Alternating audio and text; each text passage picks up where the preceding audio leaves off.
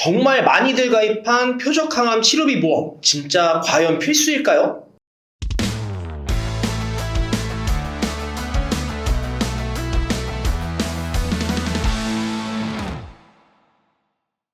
안녕하세요. 내 가족을 지키는 또 다른 보험가족, 보험남매의 상엽쌤입니다. 대한민국 사망률 1위인 암은 누구에게나 무서운 질병이죠. 그래서 그런지 대부분 실비보험 다음으로 암보험을 많이 준비하시고는 하는데요. 그런데 말입니다. 우리가 암보험을 가입할 때 이 표적항암 치료 특약을 정말 꼭 추가하는 것이 좋은지 아니면 진단비를 더 넣는 것이 좋은지 궁금해하시는 분들이 너무너무 많습니다. 그래서 오늘은 이 표적항암 치료비에 대해 파헤쳐보는 시간을 가져보려고 하는데요. 그럼 지금 바로 시작하겠습니다. 암의 일반적인 치료 방법은 크게 세 가지로 나뉜다고 보시면 되는데, 수술적 치료, 약으로 죽이는 항암제 치료, 그리고 태우는 방식의 방사선 치료라고 생각을 하시면 됩니다. 아무래도 가장 기본이라고 볼 수 있는 암세포 제거 방법은 암 수술인데요. 그런데 암세포가 넓게 퍼져 있으면 수술만으로는 부족할 수 있기 때문에 항암 치료를 같이 병행을 하게 되는데요. 이 항암 치료가 맨 처음 도입된 약물 치료가 바로 화학항암제나 X선 치료입니다. 이 치료는 가장 전통적이고 오래된 방법으로 암세포뿐만 아니라 방사선에 노출된 정상세포도 영향을 받게 됩니다. 그렇기 때문에 아무래도 환자의 온몸에 부담과 부작용이 발생돼서 상당히 고통스러운 치료라고 보시면 되는데요. 대표적인 외관상의 부작용만 보더라도 치료 후에는 머리가 빠지기도 하고요. 급격히 안색이 안 좋아지기도 하죠. 이 바로 1세대 치료라고 생각을 하시면 되고 2세대 표적항암, 3세대 면역항암, 이렇게 항암 치료는 지속적으로 발전하고 있습니다. 치료 기술의 발전은 생존율을 높이고 부작용도 줄일 수 있다는 장점이 있는데, 그에 반해서 치료 비용에 대한 부분은 훨씬 더 늘어나지 않을까 싶습니다.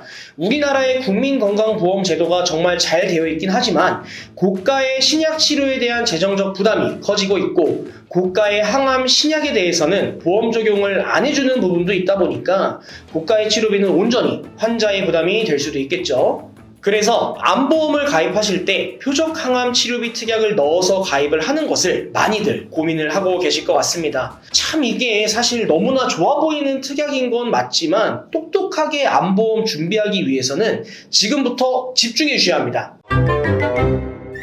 집중! 이 표적항암 치료제는 아주 치명적인 단점이 존재하는데요. 우선 첫 번째로 표적항암 치료는 모든 암 환자에게 적용되지 않습니다.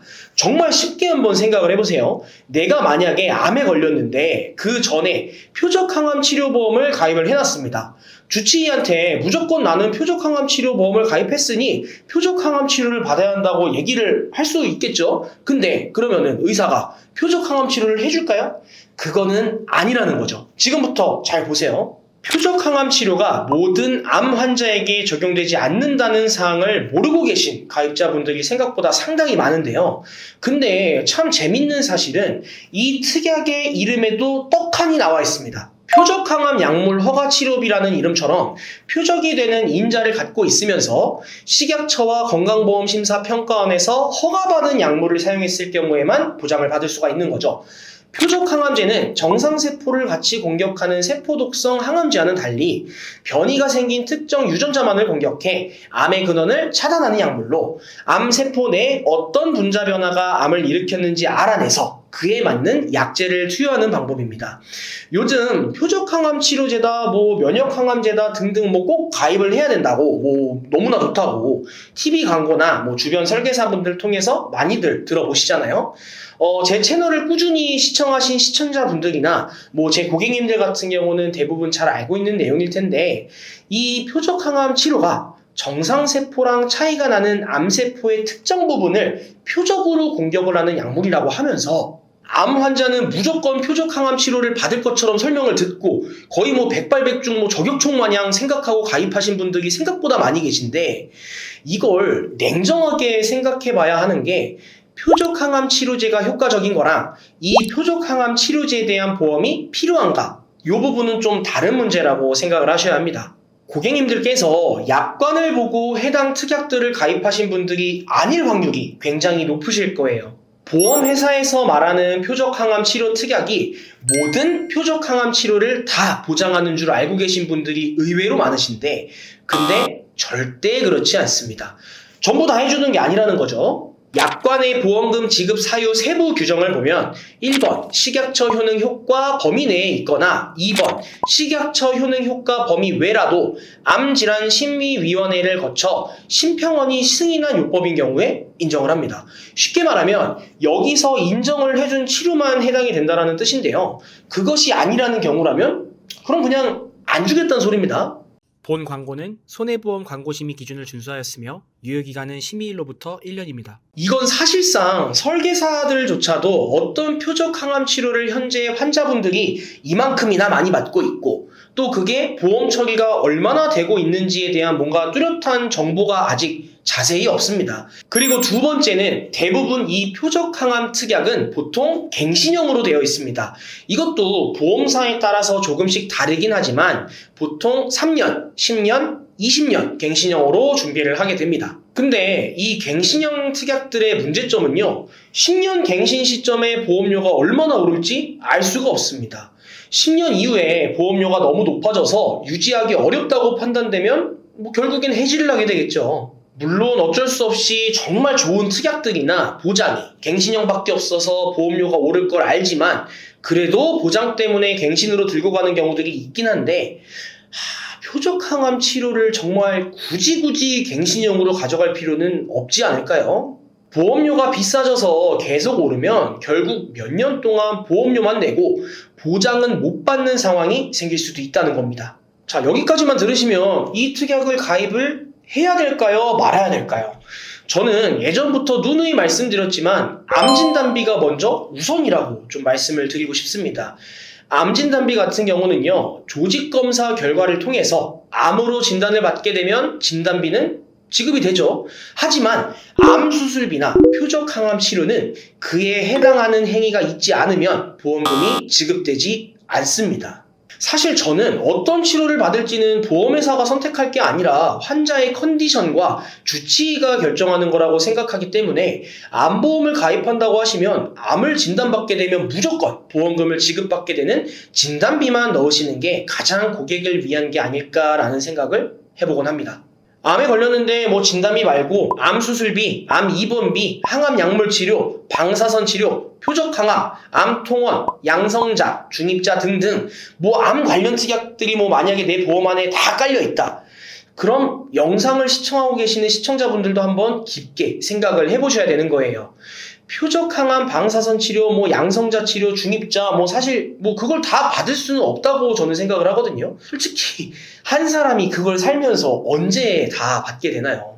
그런데 암진단비의 경우는요, 암으로 수술이나 입원, 항암 치료 이런 걸 해야 돈이 나오는 게 아니라 암을 진단받기만 하면 나오는 거니까 가성비 있게 범위가 가장 넓은 보험을 만들고 싶다라고 하시면 사실 암진단비가 가장 중요하지 않나라는 생각을 해보는 거죠. 제가 생각하는 보험이란 인풋 대비 아웃풋입니다. 들어가는 돈 대비 나오는 돈이 나올 확률이 좁은 것보다는 같은 돈을 주더라도 확률이 높은, 즉 범위가 넓은 특약을 넣는 게 좋은 것 같다는 생각을 하는 거죠. 제 실제 고객이 얼마 전 갑상선암에 걸리셨는데 불과 일주일 채 안 돼서 퇴원을 하셨어요.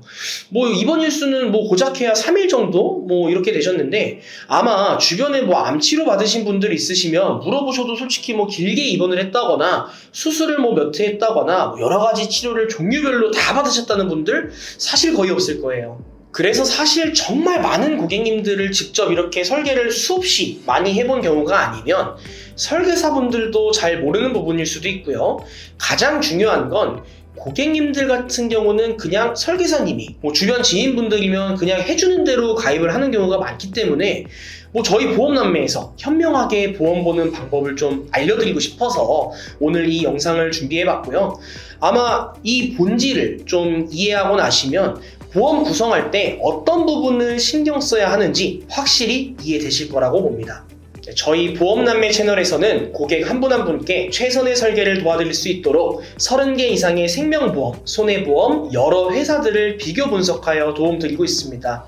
보험은 가족력이나 생활 습관, 직업, 직무에 따라 설계안이 모두 달라야 한다고 생각을 해서 개개인에게 맞는 최적의 맞춤 플랜을 제공해드리고 있으니까요. 보험 가입이나 리모델링에 대해서 궁금하다, 상담을 희망한다 하시는 분들은 댓글창에 상담 신청 링크를 클릭하시거나 카카오톡 검색창에 보험남매 검색하셔서 연락주세요. 내 가족 보험을 준비하는 마음으로 꼼꼼하고 면밀하게 분석해드리겠습니다. 보험남매 구독, 좋아요, 알림 설정 잊지 마시고요. 다음 시간에는 더 유익한 보험 정보로 찾아뵙겠습니다. 네, 그럼 지금까지 내 가족을 지키는 또 다른 보험가족 보험남매의 상엽쌤이었습니다. 감사합니다. 본 광고는 손해보험 광고심의 기준을 준수하였으며 유효기간은 심의일로부터 1년입니다.